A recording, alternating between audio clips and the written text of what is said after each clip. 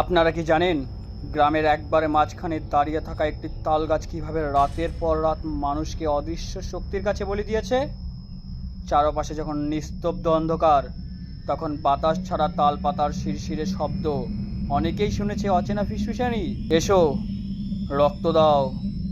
লোককথা বলে বহু বছর আগে সেই তাল গাছের ডালেই ঝুলিয়ে মারা হয়েছিল এক গর্ভবতী নারীকে। জমিদারের অন্যায়ের প্রতিশোধ নিয়ে তার আত্মা আজও নাকি গাছের পাতায় আটকে আছে। কেউ যদি ভুল করেও রাতের বেলা গাছের ছায়ায় ঢোকে, সে আর জীবিত ফিরে আসে না। গ্রামের বয়স্করা শপথ করে বলেছে, তারা নিজের চোখে দেখেছে সাদা শাড়ি পরা এক মহিলা তাল গাছের ডগা থেকে ধীরে ধীরে নামছে। তার চোখ লাল আগুনের মতো জ্বলছে। আর যারা সাহস করে তার সামনে দাঁড়িয়েছে, তাদের কারো গলা কেটে গেছে, কারো ঝুলন্ত দেহ পাওয়া গেছে ওই গাছের ডালে। আজও সেই গাছের কাছে যেতে ভয় পায় সকলে। কিন্তু প্রশ্ন হচ্ছে, এ কি কেবল গ্রামীণ কুসংস্কার, নাকি সত্যি সেই তাল গাছের পাতায় লুকিয়ে আছে এক ভয়ঙ্কর আত্মার অভিশাপ? মেদিনীপুর জেলার এক প্রত্যন্ত গ্রাম। চারদিকে ধান ক্ষেত, সরু মাঠ পথ, আর মাঝখানে এক বিশাল তাল বাগান। মানুষ বলে এই তাল বাগান একসময় ছিল জমিদারের। জমিদার নাকি তার কৃষকদের ওপর অমানসিক নির্যাতন চালাতো। শোনা যায় সেই তাল বাগানের মাঝখানে সবচেয়ে উঁচু তাল গাছের গোড়াতেই বহু কৃষকের রক্ত ঝরেছে। দিনে তাল গাছগুলো সাধারণ গাছের মতনই লাগে, কিন্তু রাত নামলে তাদের ছায়ায় ঢুকতে সাহস করে না কেউ। গ্রামের মানুষজন মাঝে মাঝে অদ্ভুত আওয়াজ শুনতে পায়, তাল পাতার ফাঁক দিয়ে যেন কেউ ডাকছে, এসো, এসো। অনেক সময় দেখা যেত কুকুরেরা হঠাৎ ঘেউ ঘেউ করতে করতে তাল বাগানের সামনে দাঁড়িয়ে যায়, তারপর লেজ গুটিয়ে পালিয়ে যায়। রাতে পথিকেরা মঠপথ দিয়ে ফিরতে গেলে তাল পাতা কাঁপত, অথচ বাতাস থাকতো না। অনেকে শপথ করে বলতো, তারা নাকি গাছের ডালে সাদা শাড়ি পরা এক অচেনা মহিলাকে দুলতে দেখেছে। এই গ্রামেই থাকতো সঞ্জয় নামে এক যুবক। কলেজে পড়তো শহরে, কিন্তু গ্রামের ছুটিতে ফিরেই বন্ধুদের সঙ্গে ঘুরে বেড়াতো। সঞ্জয় ভূতের গল্পে বিশ্বাস করতো না, তার মনে হতো সবটাই গ্রামীণ লোককথা। তাই একদিন বলল, তোমরা সবাই ভয় পাও বলেই এসব গপ্প বেঁচে আছে। আমি আজ রাতে একা গিয়ে প্রমাণ করব ওসব বাজে কথা ছাড়া কিছুই নয়। বন্ধুরা প্রথমে থামানোর চেষ্টা করলো তাকে, কিন্তু সঞ্জয় একগুঁয়েমি করলো। সেদিন ছিল অমাবস্যা, আকাশের চাঁদ নেই, চারপাশে কালো অন্ধকার। হাতে টর্চ নিয়ে সঞ্জয় বেরিয়ে পড়ল।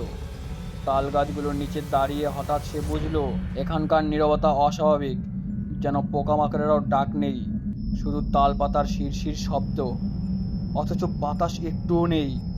হঠাৎ টর্চের আলোয় সে দেখল সবচেয়ে উঁচু তাল গাছের গোড়ায় লালচে দাগ, যেন কারো শুকনো রক্ত। সঞ্জয় দাগটা দেখতে এগিয়ে গেল, তখনই পেছন থেকে শীতল হাওয়া বয়ে গেল। সে টর্চ ঘোরাতেই দেখতে পেল তাল গাছের ডগায় কিছু একটা দুলছে। প্রথমে মনে হলো হয়তো তাল পাতা, কিন্তু ওটা ছিল সাদা শাড়ি পরা এক মহিলা।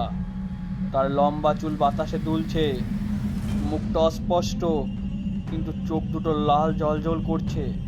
সঞ্জয়ের গলা শুকিয়ে গেল, তার পা যেন মাটিতে গেঁথে গেল। মহিলা ধীরে ধীরে তাল গাছ থেকে নেমে আসতে শুরু করলো, কোনো মই বা ডাল ছাড়াই, যেন বাতাসে ভেসে নামছে। সঞ্জয় দৌড়াতে চাইল, কিন্তু পা নড়ল না। মনে হলো অদৃশ্য শক্তি তাকে চেপে ধরেছে। হঠাৎ কানে ফিসফিস আওয়াজ, কেন এসেছো? রক্ত চাই, রক্ত। হঠাৎ তার টর্চ নিভে গেল, চারদিকে অন্ধকার, শুধু সেই লাল চোখ মহিলার ছায়া কাছে আসছে। সঞ্জয় জোরে চিৎকার করলো, কিন্তু আওয়াজ গাছের পাতায় আটকে গেল যেন। পরদিন সকালে সঞ্জয়কে পাওয়া গেল তাল গাছের গোড়ায় অজ্ঞান অবস্থায়।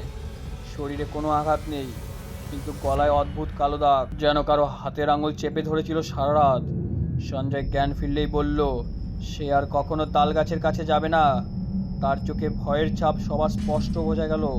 গ্রামের এক বৃদ্ধা দিদিমা তখন সব খুলে বলল, জমিদারের আমলে এই গাছের গোড়ায় নাকি এক গর্ভবতী মহিলাকে খুন করা হয়েছিল। সেই মহিলার আত্মা নাকি আজও ভাসমান। বিশেষ করে যারা গাছকে অসম্মান করে, তাদেরই সে টেনে নেয়। সঞ্জয় ধীরে ধীরে অসুস্থ হয়ে পড়তে লাগলো। রাত হলেই তার গলা শুকিয়ে যেত, শ্বাস নিতে কষ্ট হতো। শেষমেশ এক অমাবস্যা রাতে সে আবার নিখোঁজ হয়ে গেল। লোকজন খুঁজতে গিয়ে দেখে সেই একই তাল গাছের ডালে সঞ্জয়ের দেহ ঝুলছে। তার চোখ দুটো ফাঁকা, আর ঠোঁটে জমে থাকা শুকনো রক্ত। আজও সেই তাল বাগানের পাশ দিয়ে গ্রামের লোকজন হাঁটতে সাহস করে না। বাতাস না থাকলেও পাতার শব্দ শোনা যায়। মাঝরাতে কখনো কখনো মনে হয় কেউ ফিসফিস করে বলছে, এসো, রক্ত দাও, রক্ত দাও। আর দূর থেকে দেখা যায় তাল গাছের ডালে সাদা কাপড় দুলছে।